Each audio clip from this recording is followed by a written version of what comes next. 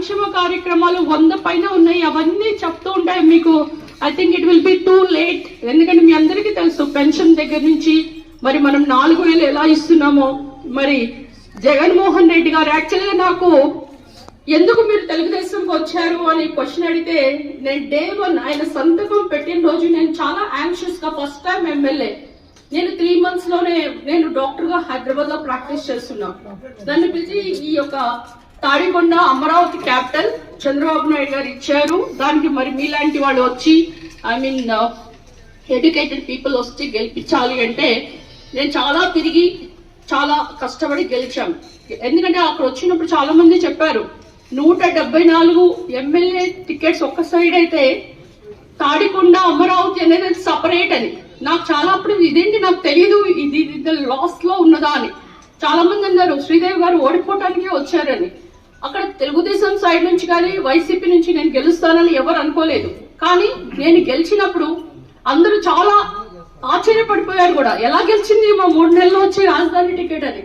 అయితే నేను చాలా ఫస్ట్ టైం అందరూ చెప్తారు 20 సంవత్సరాలు 30 సంవత్సరాలు కష్టపడితేనే పార్టీలో టికెట్లు వస్తాయని. మీకు ఎలా వచ్చారేమో, మీకు రెడ్ కార్పెట్ వేసి మరి టికెట్ ఇచ్చారు, మీరు గెలిచేశారు అంటే నేను చాలా అంటే యాంగ్షియస్ గా ఏం సైన్ పెడతాడో జగన్మోహన్ రెడ్డి గారిని చూస్తే. ఆయన మొట్టమొదటి సంతకం దేని మీద పెట్టాడు చెప్పండి, మీరు ఎవరైనా తెలుసా? పెన్షన్. ఆయన చెప్పిన వాగ్దానం ఏంటి? 3,000. అక్కడ పెట్టింది ఏంటి? నేను అప్పుడే డిసప్పాయింట్ అయిపోయాను ఆ రోజే.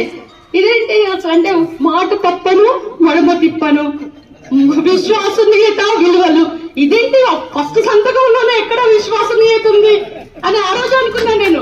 ఇదేదో పోయాను చాలా వచ్చేస్తుంది కానీ.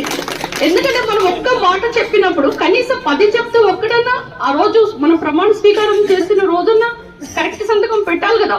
250 250 250 పెంచుకుంటూ పోయి 5 ఏళ్లకి 3,000.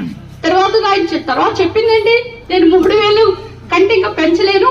వేరే వాళ్ళు అసలుకి తెలుగుదేశం పార్టీ చంద్రబాబు నాయుడు అంటే మోసకారి, ఆయన అసలు పెంచడని చెప్పాడు. ఇప్పుడు ఏమైంది? 4,000 మీరు పోయి డైరెక్ట్ గా ఇస్తున్నారా?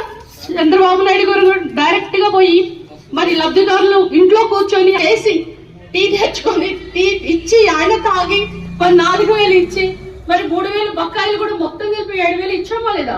ఆ రోజు నేను మంగళగిరిలో ఉన్నాను లోకేష్ గారి దగ్గర. అంటే ఇవన్నీ చూస్తుంటే మనకి ఒక వైబ్ ఉంటుంది. మనం కొంతమంది మనుషుల పక్కన కూర్చున్నప్పుడు వీళ్ళు నెగిటివ్ ఆర్ పాజిటివ్ మనకి ఎలాంటి వైబ్ వస్తుంది. కొంతమందిని చూస్తుంటే మనకి అసలు మాట్లాడబుద్ధి కాదు.